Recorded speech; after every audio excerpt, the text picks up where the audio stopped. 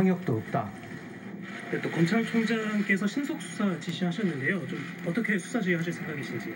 총장님하고 잘 협의해서 그 사건의 실체와 경중에 맞는 올바른 판단이 나올 수 있도록 최대한 노력하겠습니다. 김건희 여사 소환 조사도 가능하다고 보십니까? 그 구체적인 부분에 대해서 말씀드리긴 지금 단계에서는 어렵지만 제가 업무를 빨리 파악해서 수사에 필요한 충분한 조치들은 취할 생각입니다. 네, 다시 한번 이원석 검찰총장 아침 출근길의 기자들과 일문일답 내용을 요약해서 말씀을 드리겠습니다. 물론 이원석 검찰총장이 어제 일요일 하루 종일 이 진상 파악을 했을 거라고 추정이 됩니다만 그러나 일단 오늘 정식으로 출근을 해서 이제 서울중앙지검장으로부터 직접 대면 보고를 받을 예정이라고 합니다.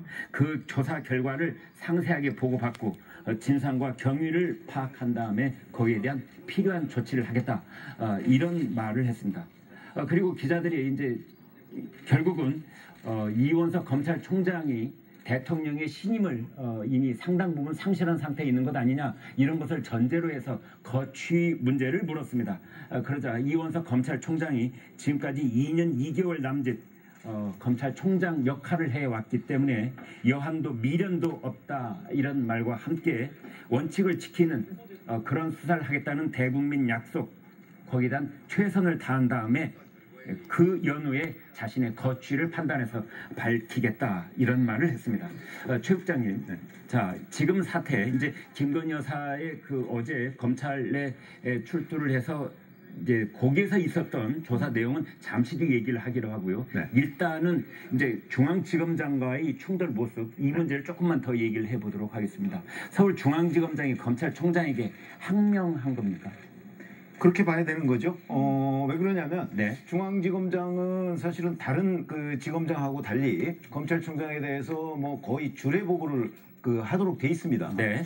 그런데 이제 물론 도이치모터스 주가 조작 의혹과 관련해서는 검찰총장의 수사지휘권이 배제돼 있으니까 네. 그거는 안 하더라도 네. 적어도 이 명품백이라고 하는 부분에 대한 수사가 어떻게 될 것이다라는 부분은 보고를 해야 되잖아요. 네. 그렇죠. 그 부분에 대한 수사지휘권이 있거든요. 네. 그러니까 그 부분을 보고하는데 이게 지금 함께 조사를 했단 말이죠. 네. 그러면 도이치모터스 부분은 보고를 안 하는 게 맞다고 쳐도 네. 명품백 부분은 했어야 하는 거죠. 근데 네. 그것까지도 다 사실상 패싱한 거예요. 네. 왜냐하면 도이치모터스 주가 조작 의혹에 대한 수사가 진행되고 그게 거의 끝난 그 시점에 이렇게 조사하고 있습니다라고 했다는 거거든요. 네. 그게 또 각종 보도에 따라서는 뭐 동아일보 보도 같은 경우는 이제 오후 한 8시쯤부터 명품백 수사를 했다는 거예요. 네. 그러면 그 시점에는 보고를 했어야 되는 거죠. 그렇군요. 그런데 11시 10분쯤에 보고를 했다는 거는 네. 그 조사가 거의 다 끝난 다음에 뭐 사후 보고가 아니고 사후 통보 정도를 했다. 이래서 이제 패싱 논란이 벌어지는 거거든요. 검찰총장에게 보고를 했던 11시 10분 뭐 전화로 했다고 그러는데요. 네네. 그건 역시 용산 대통령실의 지시를 받고 한 겁니까?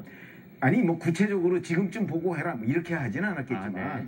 적어도 김 여사 측과 서울중앙지검장은 끊임없이 소통을 해왔잖아요. 조율을 해오고. 그랬죠. 그 상황인데 그거를 검찰총장은 아무것도 모르고 있었단 말이죠. 네. 그럼 뭐 패싱은 맞는 거고. 네. 그러면 이제 중앙지검장의 뭐 항명 뭐 이렇게 충분히 얘기할 수 있는 대목인데. 방금 전에 이원석 검찰총장이 진상을 파악한 다음에 필요한 조치를 하겠다.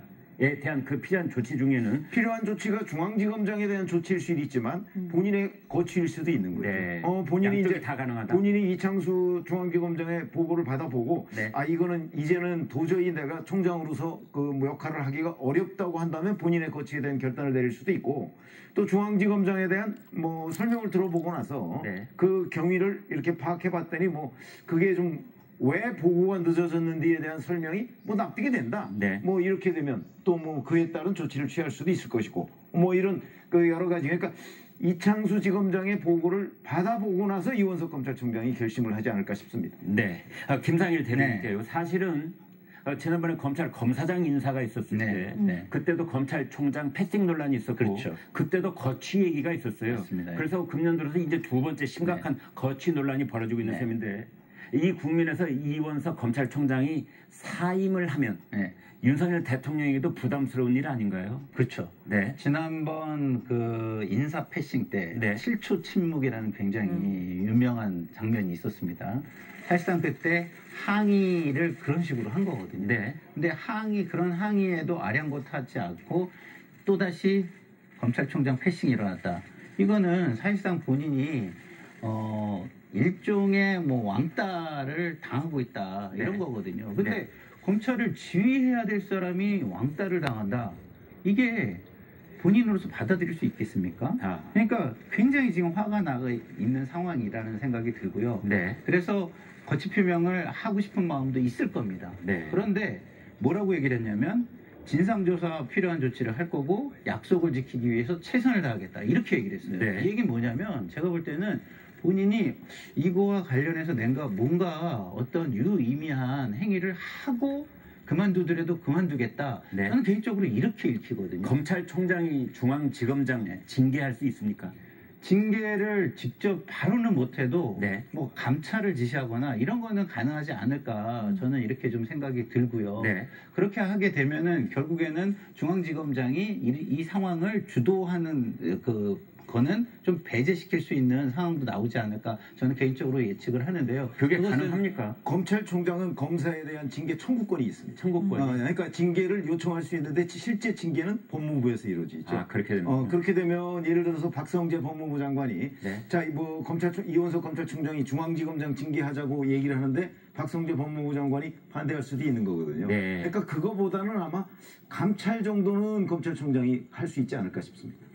검찰총장 패싱 논란은 지난 5월에도 그때도 이미 한번 제기가 된 적이 있습니다. 당시 이원석 총장은 인사 패싱 논란을 묻는 기자들의 질문에 이른바 방금 말씀드린 7초 침묵으로 불쾌감을 표시한 적이 있는데요. 그 모습 잠시 보겠습니다.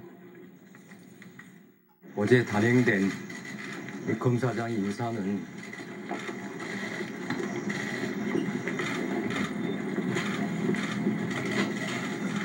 제가 이에 대해서 더 말씀드리지 않겠습니다.